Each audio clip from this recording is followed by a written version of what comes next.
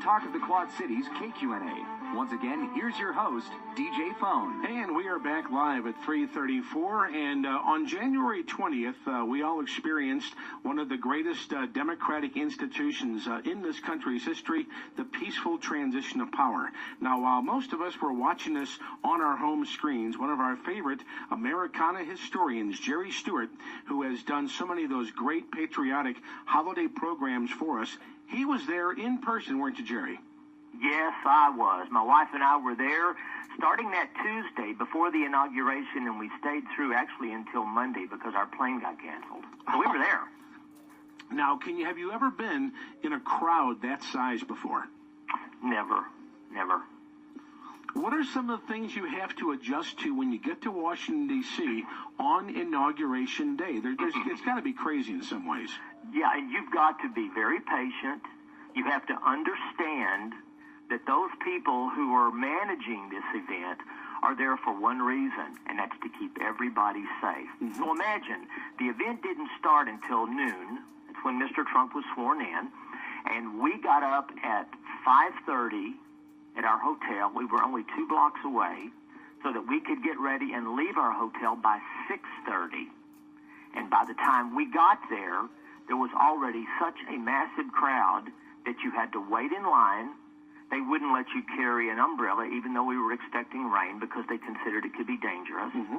They wouldn't let you carry much of anything inside, except a coat or something to keep you a little warm. And they made us each individually go through a body scan to make sure that we weren't carrying something in there. So you had to be extremely patient. And I think that's the thing that I thought was pretty cool was I didn't hear anybody complain because everybody wanted the same thing. Sure. And that is not to let someone through who had some ill intent. And that's where your statement patience comes into play. You know you're going to have an awful lot of people there. You know there's going to be very heavy security. Get there early and deal with it, right? Yes, absolutely. And the group that we were in, we were fortunate that we had tickets. We were maybe 150 yards from where the president was standing. But then there were people who went all the way back on the mall, all the way back to the Washington Monument. So there were some that were as much as a mile away. And so we were in a good spot, but there were no chairs. Mm-hmm. So we were standing for 5 hours, and everybody was scrunched in. And the other thing that I thought was pretty cool was there was no impatience. There were no people that were saying, quit pushing on me or whatever. There was a good, healthy attitude. As a matter of fact, I was extremely enthusiastic that the people had come together by the hundreds of thousands to view this event, and that there was no clamoring, and people were just glad to be there. And I talked to a lot of folks. I interviewed a lot of folks and said, why did you come? And they say, I just had to see an inauguration firsthand. And it was really, really good. And there were children there, too, which I thought was fantastic. Jerry, I remember a past president, I want to say it was Eisenhower, when somebody said, a reporter asked him, how does it feel to wake up as the president of the United States? And he says, it feels like half the country doesn't want me to be here. That's part of the job. But one of the great things about Inauguration Day is how many people show up to be a part of this great institution, regardless of how they feel about the person elected. Isn't that one of the great things about America, that we can do that? See, and that was what really upset me so much about the 60 or so of the national leaders that just refused to show up. Mm-hmm. I mean, it's just like, are you kidding me? Isn't your job to be there? Aren't we paying you to be a responsible leader for our state or our part of our state? And you're telling me you're just not going to show up. You just don't even want to have a part in it. And I thought it was really interesting. The night before, I had heard one of our past presidents that was talking about how there was some contentiousness. And he said, you know what? It's bigger than the people. The President of the United States, that office is bigger than the individual people. And he said, we need to find a day that everybody lays down their swords. And for the sake of our country, all of these times that we've had this, every 4 years since the beginning, He said there's nothing that should stop us from doing it. And think about all the countries around the world that could only hope and pray that they had a structure in their country, that you could have new leaders come in and there would have to be no bloodshed or no problem to do that. That part really disappointed me, and I couldn't understand why they would do that. Could you?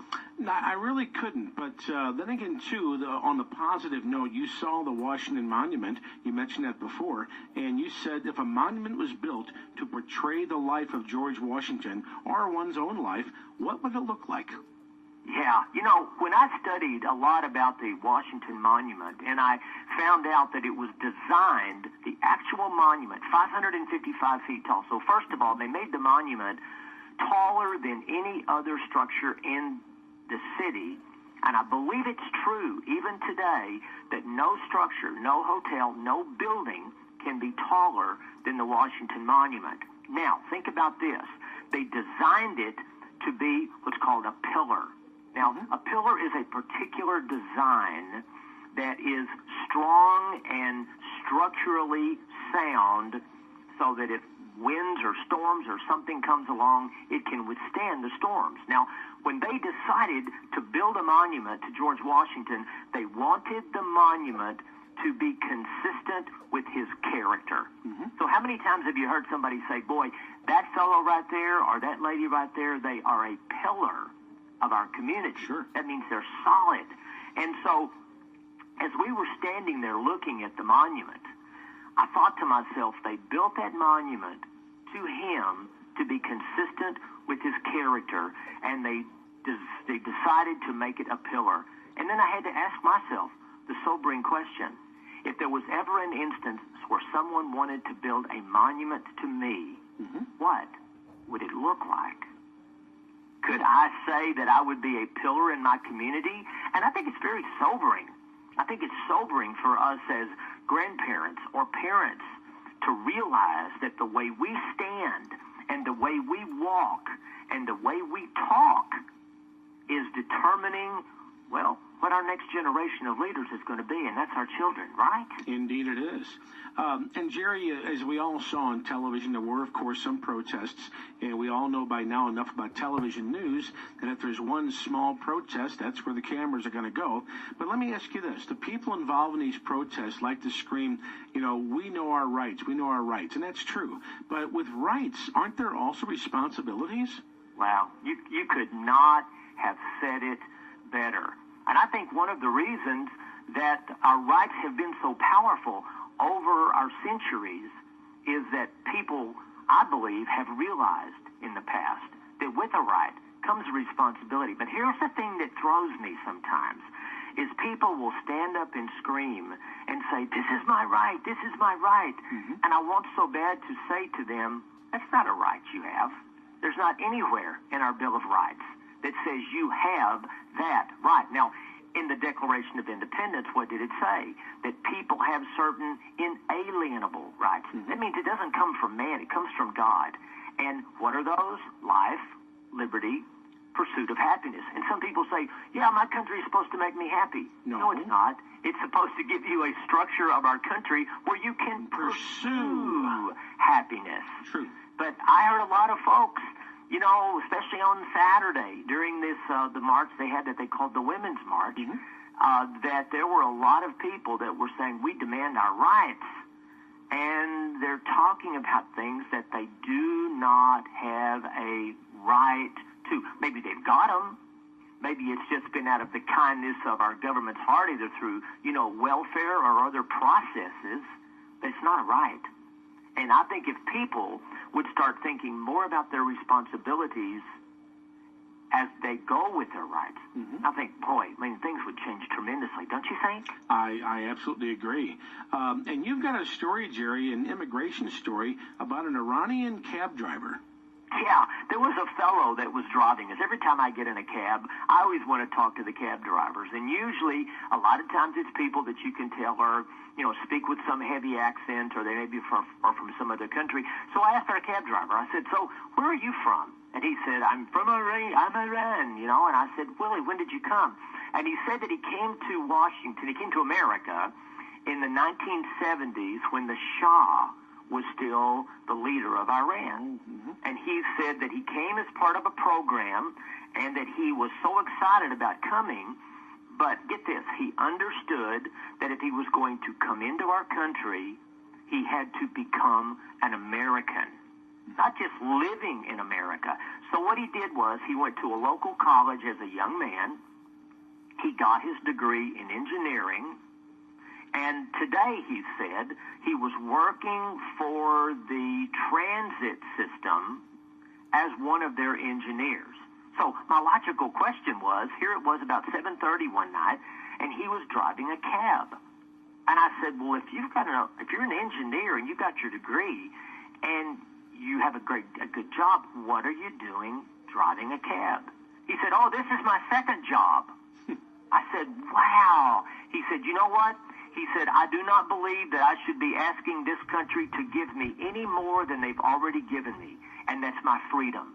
And if I need more money, I'll get me another job. I wanted that guy to pull over so I could give him a hug.